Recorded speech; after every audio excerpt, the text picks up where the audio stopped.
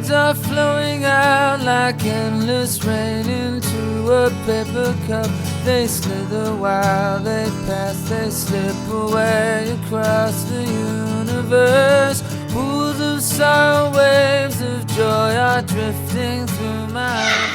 Hola, soy Penélope Mato. Y yo soy Diego Batero Montero. Y yo soy Gai Caballero de Pico. Y hemos hecho un proyecto del sistema solar.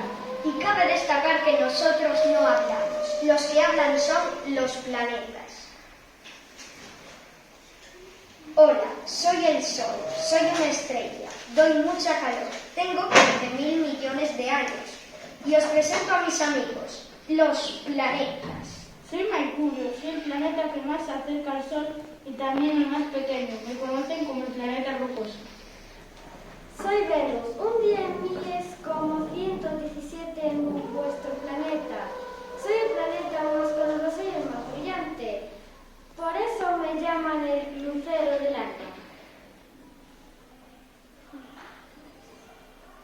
Soy la Tierra. Soy Marte.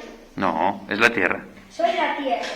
Soy el planeta donde vivís y soy el único planeta que tiene vida. A pesar de que me llamen Tierra, el 70% de mí es agua. Por eso me llaman el planeta azul. Y tengo un satélite, la Luna. Soy Marte, o planeta rojo. Soy rojo debido al hierro que tengo en el suelo.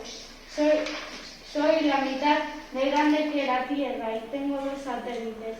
Y al igual que Mercurio, soy un planeta rocoso. Soy Júpiter. Soy el planeta más grande del sistema solar. Soy junto a Saturno uno de los gigantes de gas y tengo más de 60 satélites. Soy Saturno. Soy uno de los 2 planetas que tienen anillos. Soy uno de los gigantes de gas y al igual que Júpiter tengo más de 60 satélites.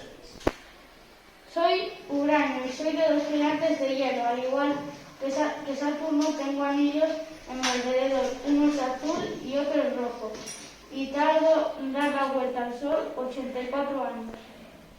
Soy Neptuno. Al igual que Urano, soy uno de los gigantes de hielo. Soy el planeta que más lejos estoy del Sol y tengo frío.